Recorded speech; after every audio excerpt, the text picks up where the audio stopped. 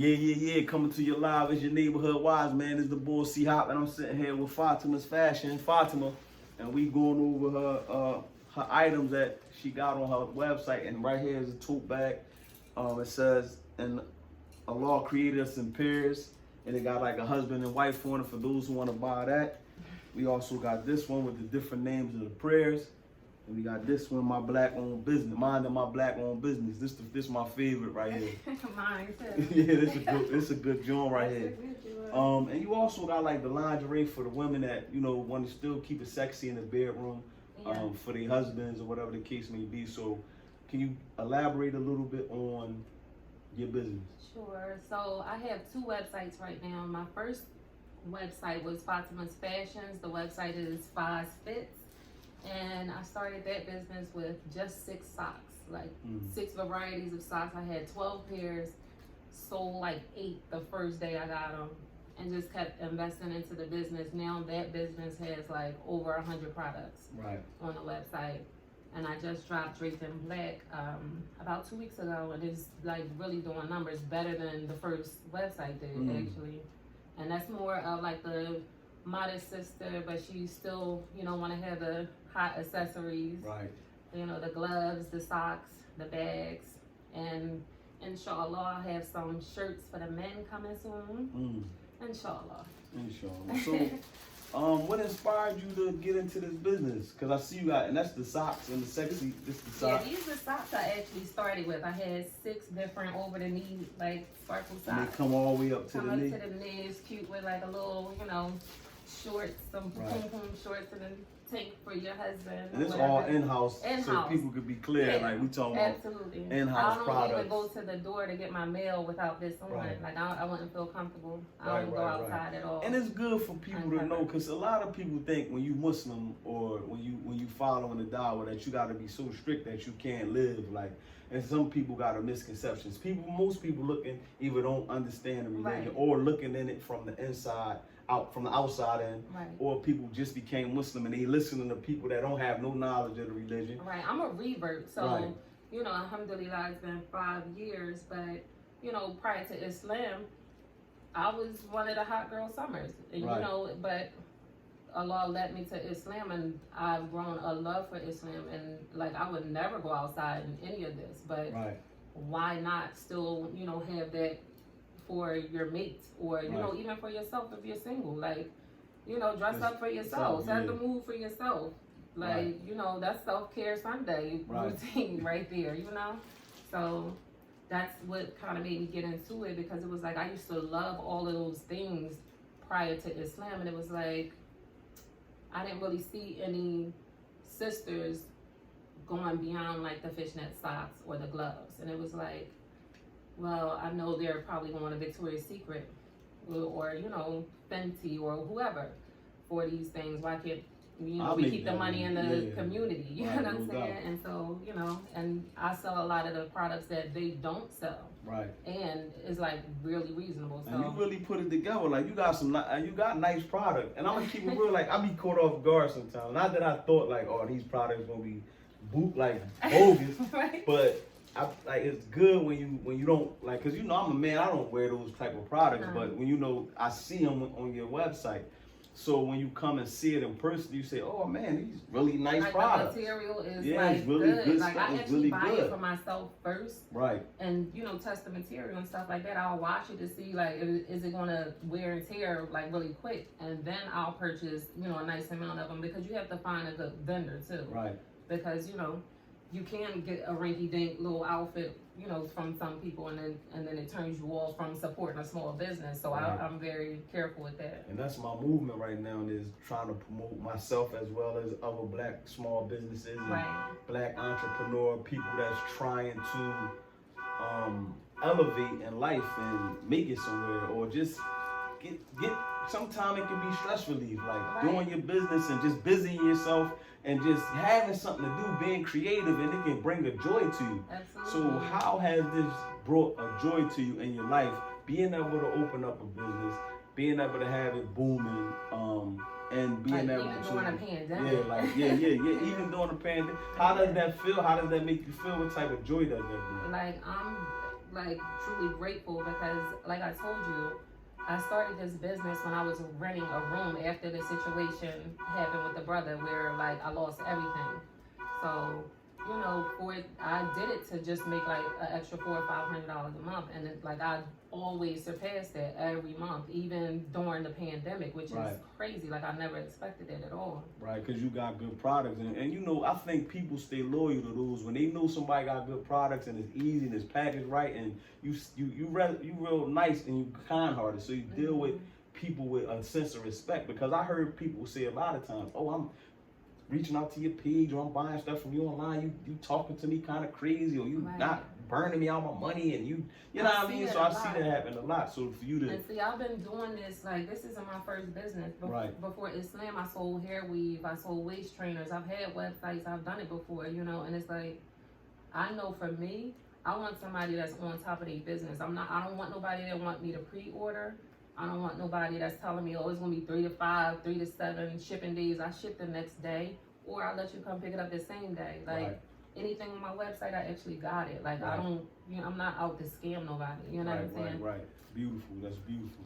I enjoy the fact that like I like stuff like this, especially for the sisters, because usually I see some clothes. I always try to support. You know what I mean? When I see, you know, Muslims doing different things, and black, just people in general. Like it can be Asian. If it's something that I like and it catch my eye, I'm on it. You know what I mean? I'm supporting everybody. You know, but of course we on a movement for our own selves, and we need to build up ourselves. So being Muslim, and it's like some, you know, everybody that's not Muslim don't understand what it is to be Muslim. So when I see like this, and you being family, and I see you doing your thing, and you still striving, and you still peaking, and you doing something different that got a uniqueness to it that everybody not doing. So, you know, everybody kind of making garments and doing certain things, you know what I mean, makeup or eyelashes. I mean, it's all good because it's all business. And I interview 10 makeup artists and it come down to it's just not your twist. And you came up with something that was make you happy and that you're comfortable with and is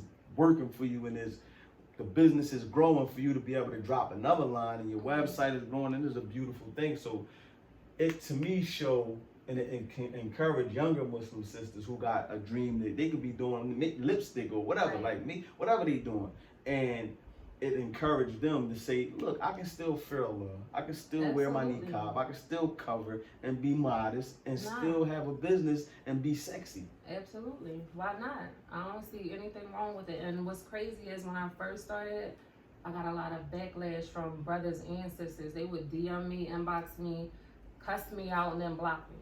Like I had one brother make a few posts about me saying I'm, you know, taking the sisters to the hellfire. And they went to bat for me, like a lot of the sisters, and it actually increased my following. Like I started my page with just like people that I knew. I had maybe like 30 something followers, and like I'm almost at 1,000 now, and that's just off of grinding, you know. Right. Like I just had my 1 year anniversary. I think it was March the 10th is when I started. So you know. In March, I did my little pop-up shop. I had a lot of support from sisters I never met. I don't know a lot of the Ummah, so, you know, when I do get to meet them, it's all love. Right, alhamdulillah. So, alhamdulillah. So let me ask you this, just crossing over, because I like to ask people about situations, like hashtag let's have a conversation. So what's some of the hardships that you feel like getting into your business and finding the joy in it relieved you from, like some of your ups and downs? Because I like to also, like, sometimes people see the glitter and they don't understand the grind underneath the glitter. They just get caught on the glitter. So what's some of the, you know, underlying let's things? just say this. So recently, the closest person to me took like an enormous amount of money from me with like no remorse or anything, which led me to have to rent out a room for a year to basically save up some money and get on my feet. And that is what prompted me to, you know, start the business or whatever. So it's just like, I feel like Allah has been blessing me. So you know, that's the joy it gives me. And I know, like, even when the sisters, some of them will DM me and send me like an ultrasound, like, look, sis, I told you was gonna have me pregnant in here with this stuff. And I'll be like, increase the alhamdulillah. So, you know, that makes me happy. And, you know, a lot of like non-Muslims, when they come to do a pickup, it's like, they look at me like, oh my gosh, I didn't know, like, if they don't follow the page, they're like, oh, I didn't expect you to come bring this up to me. I'm like, yeah, we women too. Like, you know. Yeah, no doubt. Why wouldn't we, you know, wear this too? Yeah, no doubt. So, what's some of the things that, like, if you had to encourage somebody coming behind you, like, sometimes a person don't really know how to overcome, and you overcame a lot of stuff. Like, we was, you know, we family, we chatting it up beforehand, and you overcame a mountain. And I know we all from the poverty, we all from the hood, we all from, you know, low income. Not we all, but you know, majority of our circles and the people that we know or deal with. And a lot of times we fall hard, and we got to deal with drug addiction, we got to deal with depression, we got to deal with all these different issues around us, and grow and prosper through. And then some of us get stuck in drinking and popping pills and getting high. We get stuck there and don't realize it. And you know, it's to a point where I was talking to a person, because I don't do none of that. They said, man, you don't got no turn up, flag me and everything. Like, no, don't nobody want to hang with me. They know we about to go to eat, and we gonna go listen to a lecture from Hassan or somebody. Like, that's it. And people don't they don't understand that. So to get over the mountain, what's some of the things, like, in closing, that you would want to warn the people behind you, or encourage sisters that might have to go through some of the hardest things, that they can still prosper and come back to fearing Allah, and still find a balance and be happy within themselves? So I would say the best advice I can give you is, don't expect anything from anyone.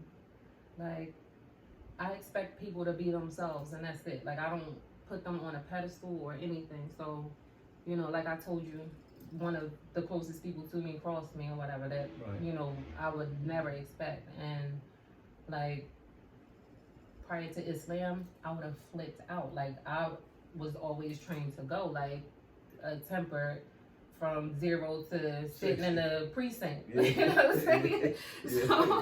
But I was able to just, I said, mashallah, and I walked away. You know what I'm saying? And I mean, like, $20,000, not $2,000, $3,000, $5,000, $20,000, and that might not be a lot to some people, but it's a hell of a lot to me. So, and for it to be able to put you in a situation where you have to stay in a room, like, that was I me. rented Like, a room. not one of my grandmas. It was somebody smoking weed here, somebody drinking and cursing here. So it was like, it was rough. It was rough, but every time I prayed, it just gave me a sense of peace. Like, none of that was happening around me. I, you know, went through Ramadan in that situation, and it was actually my most beneficial Ramadan. You know, and then it was like, Allah just kept revealing and removing people from my life, and then just kept blessing me too. So I would say, just find your lane, stay in your lane, put your foot on the gas, and just don't let up. Wallahi. Like, you're gonna go through some things. There's always trials. You never know.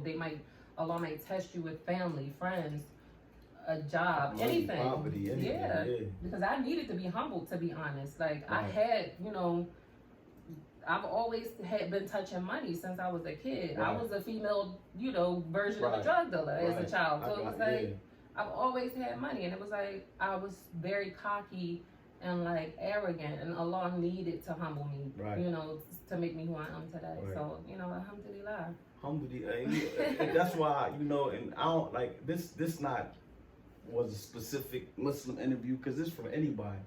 But, you know, being humble in that way, man, and from a religious perspective of that, which we Muslim, we understand in a certain way than the Christian would, their religion, or whoever else in their religion.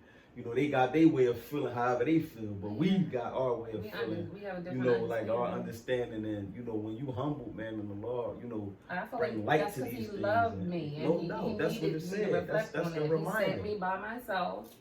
I was like, we gonna work together on this. No doubt. That's the reminder. And like, I'm at my best right now, and I don't have as much money as I used to have, but I feel like I'm at my best. I'm content. I'm happy every day. I'm grateful. No doubt. This was a beautiful interview, man. We coming to the limit time, man. No. I really appreciate this, man. I really appreciate helping you. And remember, Fatima's Fashions website and support it, man. And we definitely want to tag it, man. We gonna add it. We gonna do everything we need to do. If we help one person, and the job was done. And we appreciate and any anybody sister struggling, Karen, Dean, reach out. Reach out, man. I mail out books all the time. Alhamdulillah, man. And with that, we're over.